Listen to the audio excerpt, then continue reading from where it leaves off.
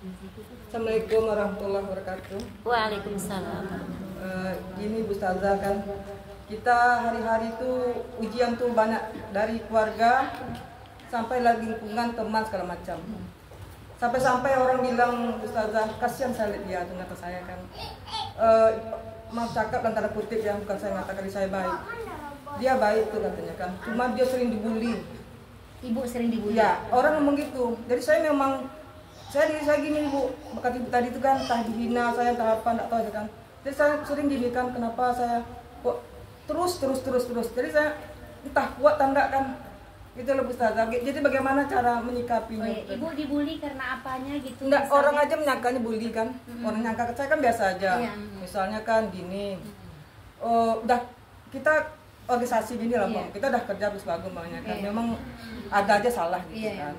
Gini, ibu tuh gini apa tuh gini gitu kan. Jadi itu yang saya hadapi. Jadi bagaimana cara menyikapi seperti itu? Cara menyikapi hidup yang mungkin orang bilang ya, kasihan ya lihat ibu itu sering dibully. Orang yang dibully itu ada beberapa kriteria. Yang pertama, wajahnya nggak cantik, ya. Fulan jelek. Kemudian dia orang miskin, orang yang banyak ujian dalam hidupnya itu sering dibully kali ibu, sering ditertawakan. Ketahuilah ibu-ibu, sesungguhnya orang-orang yang mendapatkan keuntungan yang sangat besar adalah ahli surga, orang-orang yang masuk ke dalam surganya Allah. Ketika Nabi Muhammad SAW dulu dengan salah seorang sahabat di dalam masjid bertanya, sahabat kepada baginda Rasulullah SAW, ya Rasul, siapakah orang-orang yang paling beruntung ya Rasul? Orang yang sekarang ini sedang ditunggu oleh surganya Allah, siapakah ya Rasul? Lalu Rasulullah terdiam. Dalam diamnya masuklah seorang budak yang sangat hitam dan jelek dari pintu masjid. Apa kata Rasulullah? Wahai sahabatku, engkau lihat orang yang masuk di pintu masjid itu? Sesungguhnya dialah sekarang ini orang yang ditunggu oleh surganya Allah, orang yang sangat beruntung. Lalu kata sahabat, apa sih kelebihan dia? Dia jelek, miskin, tapi kenapa Rasulullah mengatakan dia sekarang ditunggu oleh surganya Allah? Apa sih kelebihannya? Sama ya Bu ya, ketika kita dihina, dicaci, dibully, mungkin miskin, mungkin jelek ya, entah gimana. Lalu sahabat menghampiri pemuda yang hitam dan jelek tersebut. Wahai pemuda, bolehkah aku tidur di rumahmu? Dia ingin melihat kelebihan pemuda jelek dan hitam tersebut apa. Kata pemuda tersebut, ayo silakan tidur di rumahku. Satu hari dia lihat kelebihan pemuda itu nggak ada satupun, biasa-biasa saja. Hari yang kedua dilihat nggak ada kelebihan apa-apa. Cukup hari yang ketiga, bertanyalah sang sahabat kepada pemuda yang hitam dan jelek tersebut. Wahai pemuda, apa sih kelebihan engkau? Sehingga Rasulullah mengatakan, engkau sekarang ditunggu oleh surganya Allah. Sementara sudah 3 hari saya berada di rumahmu, saya tidak menemukan kelebihan apa-apa yang ada pada dirimu. Apa jawab pemuda tersebut? Seperti yang engkau lihat, aku ini beginilah adanya. Nggak ada kelebihan, biasa-biasa saja. Namun saya mempunyai suatu kebiasaan yang orang lain susah untuk mengamalkan kebiasaan yang saya lakukan ini.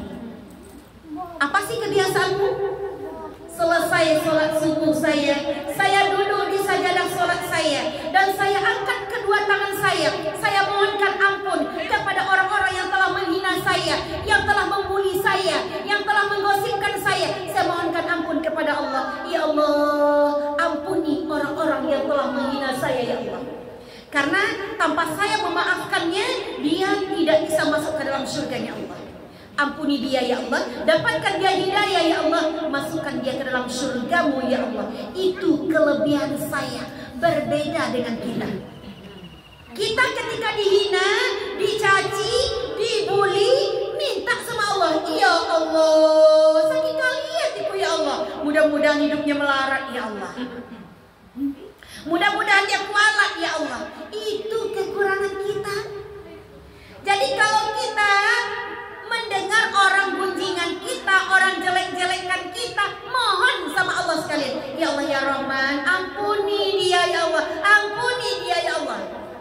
Sanggup doakan ya Bu? Sanggup? Tapi berat Ustazah, tapi berat. Yang berat inilah surganya Allah. Ampuni dia ya Allah.